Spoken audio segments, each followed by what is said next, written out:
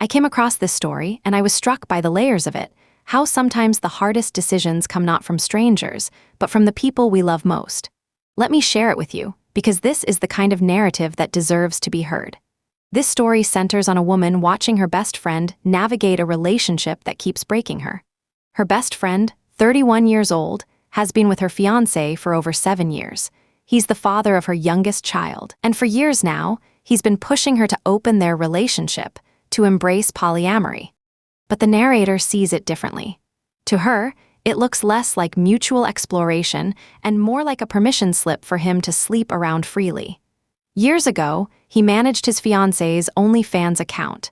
He sent her intimate photos to friends and coworkers to build subscribers, and she went along with it because he seemed proud of her. Notice how that detail sits, the way pride and exploitation blur together when someone you love asks you to compromise yourself.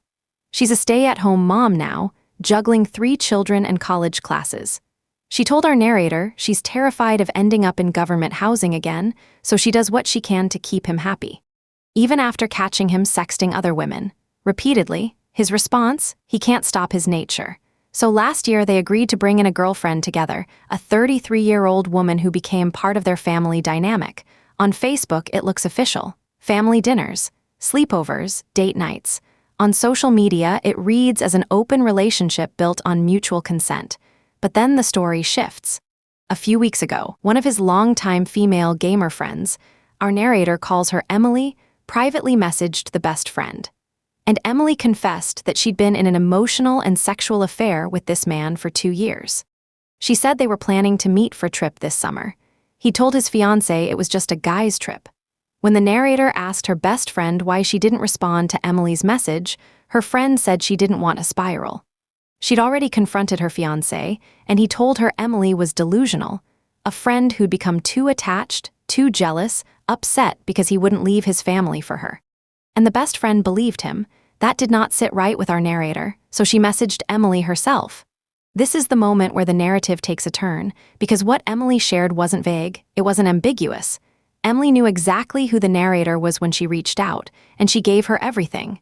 Screenshots, screen recordings, photos of gifts, written, signed love letters, proof of video calls, Snapchat streaks. This wasn't a fling. This was a full-on emotional affair that had been carefully hidden for 2 years. The narrator never planned to show this evidence to her best friend. Her friend had already said she didn't want to see Emily's twisted lies. But the narrator felt the fiancé owed her friend the truth. So at their last cookout, she pulled him aside and told him she knew everything, that she had proof, and that he needed to be honest with her best friend about the affair. And here's where the story becomes almost surreal. He had a full-blown panic attack and fainted in the kitchen. The narrator is a nurse, and she makes it clear she's not exaggerating. He passed out cold. When he regained consciousness, he told the best friend that the narrator had spoken to Emily. And then he flipped the script entirely. He said the narrator was blackmailing him. He admitted he liked flirting with Emily, but framed her as obsessed, a woman who'd convinced herself he'd run away with her.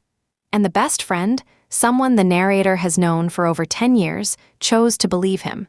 She wants nothing to do with Emily's proof. She told the narrator she crossed a line, that she betrayed her trust. Notice the structure here. The narrator didn't throw screenshots in her friend's face. She didn't ambush her with evidence or demand she leave. She went to the fiancé first, believing he owed her friend the truth. She wanted to hold him accountable. And instead, she became the villain in the story. The narrator understands it's unconventional for an uninvolved friend to contact the other woman. She's never done anything like this before. She doesn't like confrontation. She doesn't pick fights. But she genuinely wanted to protect her friend, even if her friend didn't want to protect herself. And now, her best friend has made her peace with staying with him. For the kids, the narrator says she's come to accept that decision. But what she can't accept is watching him manipulate her friend, watching him destroy her emotionally, over and over, while she's left babysitting their children so the two of them can talk things out after yet another betrayal. This is where the narrative asks us to sit with something uncomfortable, because the question isn't just whether the narrator crossed a line. The question is, what do we owe the people we love when they're choosing to stay in situations that hurt them?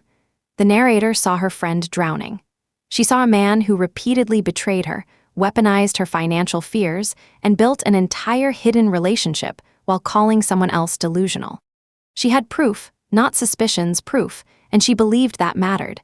But her friend had already decided what truth she could live with, and when the narrator tried to offer her a different one, it became a betrayal. There's a pattern here that shapes everything. The fiancé has spent years rewriting reality for his partner. He calls his need to sleep around his nature. He frames a 2-year affair as harmless flirting with an obsessed friend. He positions himself as the victim of blackmail when confronted with evidence, and every time, his fiancée chooses his version of events, because the alternative feels too dangerous to face. The narrator thought the truth would set her friend free.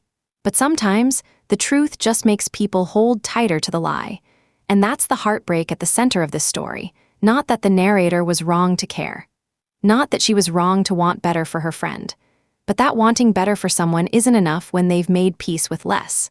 The beauty of this narrative, and the tragedy, is how it honors the complexity of love and loyalty. The narrator loves her friend enough to risk their friendship.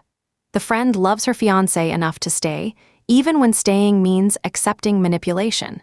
And both women believe they're doing the right thing.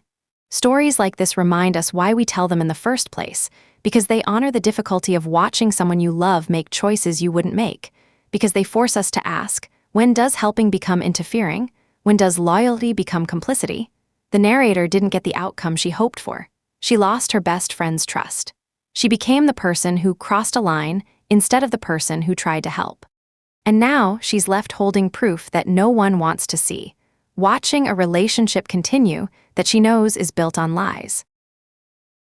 And that's how a story transforms understanding, by showing us that sometimes the hardest person to save is the one who doesn't want saving.